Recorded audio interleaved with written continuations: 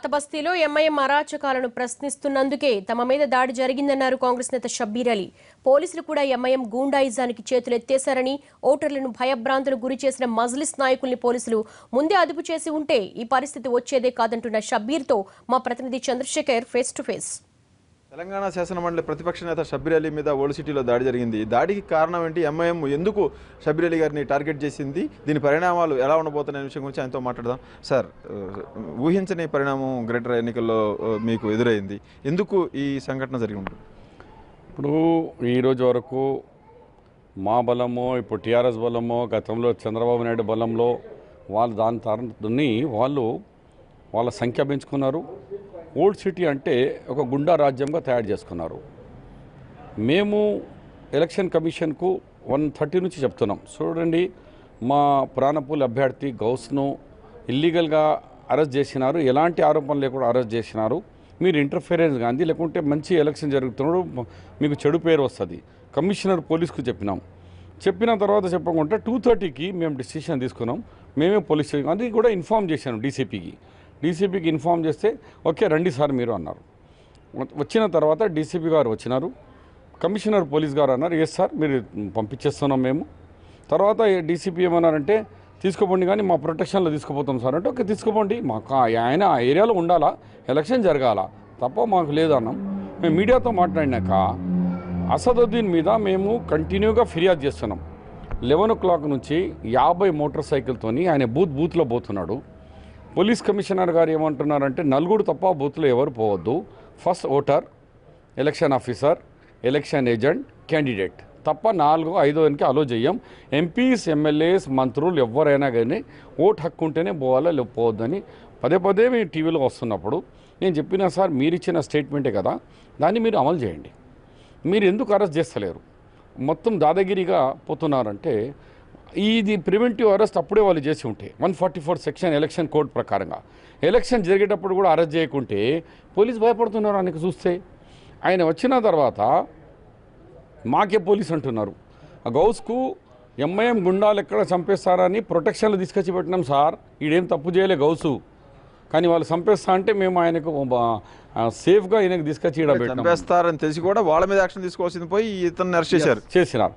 మాకు కూడా ఏమంటారంటే మేము హెల్ప్ చేస్తున్నాం సార్ మీరు వెళ్ళిపోండి, పోలీస్ సెక్షన్లో కూడా మీకు మేము కాపాడలేని పరిస్థితుల్లో ఉన్నాం, మీరు పోలీస్ స్టేషన్ నుంచి కూడా వెళ్ళిపోమన్నారు. పోలీస్ స్టేషన్ ఎదురుగా జరిగినాక మేము అనుకున్నాం మేము పోలీస్ స్టేషన్లో పోయి కూర్చుందామంటే వాళ్ళే అంటారు లేదు సార్ మీరు ఇట్లా వెళ్ళిపోండి సార్ అని.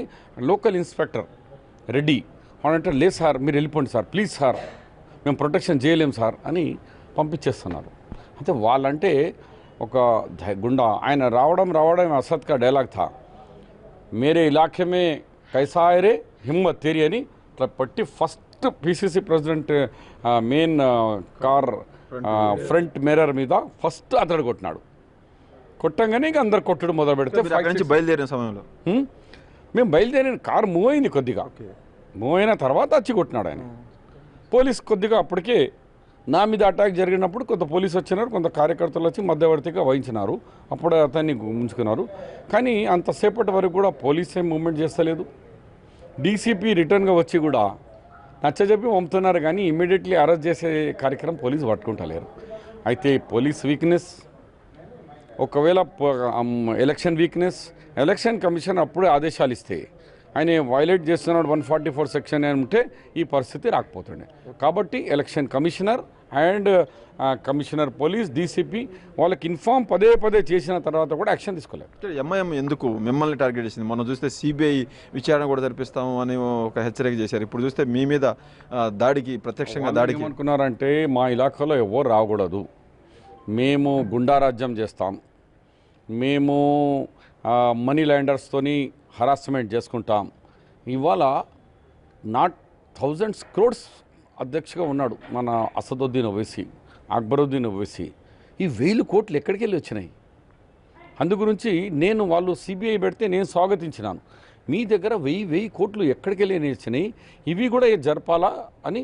ఇప్పుడు వాళ్ళు జరపకుంటే మేము మా హైకమాండ్తో రికమెండ్ చేయబోతున్నాం, వీళ్ళ మీద ఎంక్వైరీ పెట్టండి, ఇంత డబ్బు ఎక్కడికి వెళ్ళి వచ్చింది, ఇంత ప్రాపర్టీస్ ఎక్కడికి వెళ్ళి వచ్చినాయి, ఇన్ని 1000 కోట్లు ఇలా బ్యాంక్ కానీ ఈ సీట్లు మెడికల్ సీట్లు కానీ లేకుంటే ఒక్కొక్క బంగ్లా ఆయన అసదుద్దీన్ బంగ్లా 4 ఎకరాల మీద శాస్త్రీపురంలో 4 ఎకర్ మీద ఒక మహల్ తాజ్మహల్ కట్టి చచ్చిపోయింది పాపం. ఇక ఇప్పుడు ఈయన తాజ్మహల్ కడుతున్నాడు.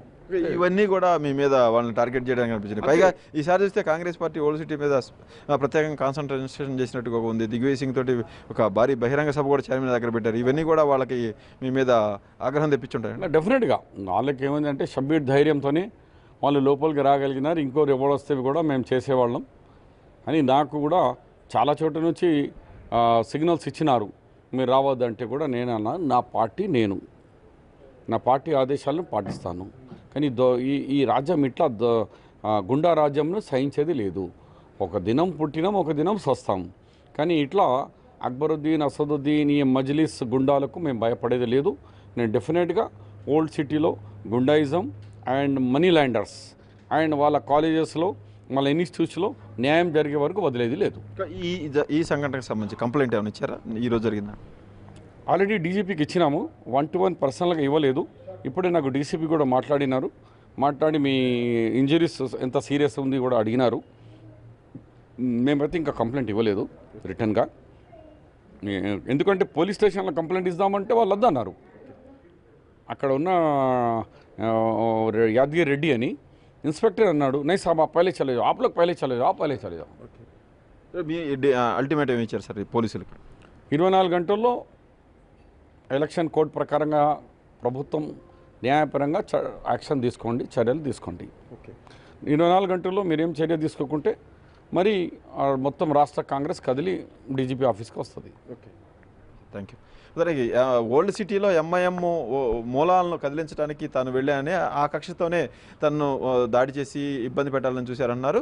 ఈ ఎంఐఎం అక్రమాలకు సంబంధించి సిబిఐ విచారణ కోరడానికి కాంగ్రెస్ పార్టీ హైకమాండ్ నుంచి కేంద్ర ప్రభుత్వానికి ఒక లేఖ కూడా రాయిపోతామని చెప్తున్నారు. అలాగే ఈరోజు జరిగిన దాడికి సంబంధించిన చర్యలను 24 గంటల్లోగా తీసుకోకపోతే కాంగ్రెస్ పార్టీ పెద్ద ఎత్తున ఆందోళన కూడా సిద్ధమవుతుందని షబ్బీర్ అలీ చెప్తున్నారు. కెమెరామెన్ లక్ష్మణ్ తో కలిసి చంద్రశేఖర్, ఎన్టీవీ, హైదరాబాద్.